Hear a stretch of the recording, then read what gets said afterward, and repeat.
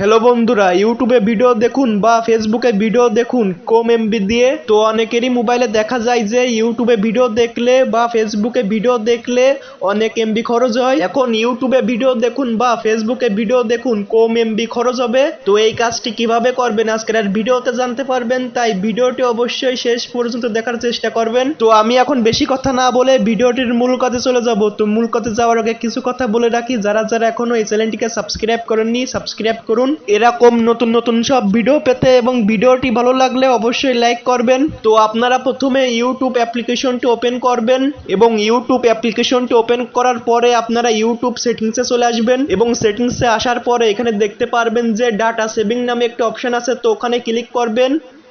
তো data saving এ click করার পরে এখানে দেখতে পারবেন যে ডাটা সেভিং মোড নামে একটি অপশন আছে, তো এটাকে অন করে দেবেন। তো এই সেটিংসটি অন করলে আপনি কম এমবি দিয়ে ইউটিউবে ভিডিও দেখতে পারবেন। তো ফেসবুকে কিভাবে এই সেটিংসটি অন করবেন আমি দেখিয়ে দিচ্ছি, তো ভিডিওটি না টেনে সম্পূর্ণ দেখার চেষ্টা করবেন। তো আপনারা প্রথমে ফেসবুক অ্যাপ্লিকেশনটি ওপেন করবেন এবং ফেসবুক সেটিংসে চলে আসবেন। তো ফেসবুক সেটিংসে আসার পরে এখানে দেখতে পারবেন যে মিডিয়া নামে একটি অপশন আছে, তো আপনারা ওখানে ক্লিক করবেন।